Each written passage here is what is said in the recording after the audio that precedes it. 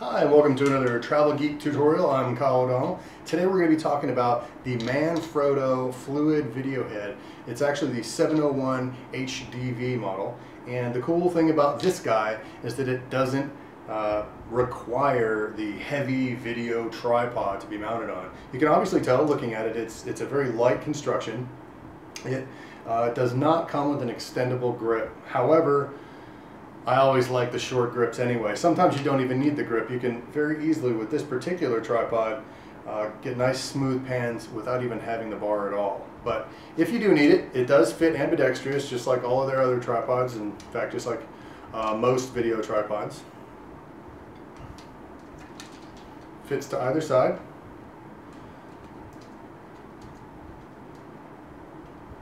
Has a bit of a gimbal on there that allows you to keep it vertical on either side instead of having to lock it in place in one of these ways.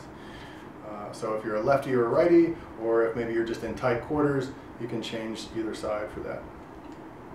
A big benefit to this head is that it has very accessible points of loosening and tightening the action on the camera. For the pan, it's right back here in the back. There's a spirit level right here. It's nice and quick. Ultimately, you're going to have to do the spirit level with the legs itself. Probably the only hindrance to this head. But in any case, if you can get that nice and level, I'll see if I can just do it right here, very quickly. It is a bit of a challenge, but it's not that bad. Took me just a few moments to get that level, and again, it's going to remain level the whole time. For your tilt locking mechanism, it's right here. It's nice and wide. You don't have to loosen it too much, and you don't have to tighten it too much either for that to lock right in place.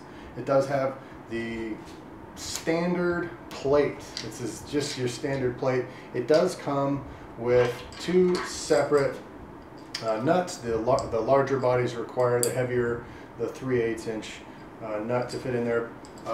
My camera bodies are all with the 1/8 inch.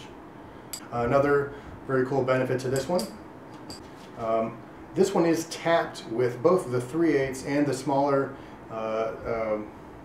threading right into the plate itself.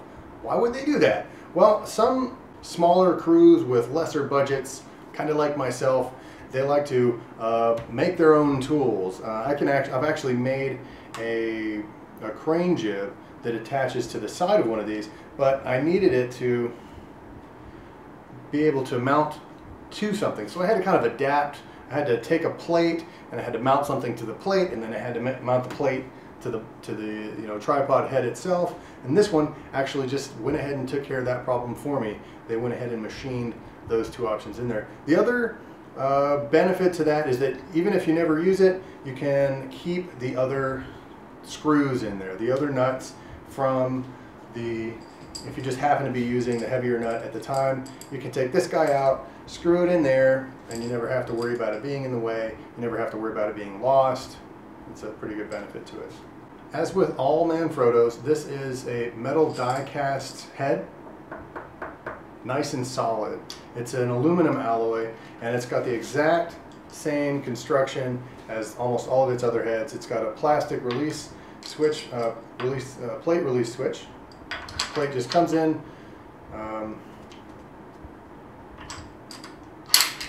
snaps into place, locks on the right. It's pretty much the same with all Manfrotto heads, all Manfrotto video heads.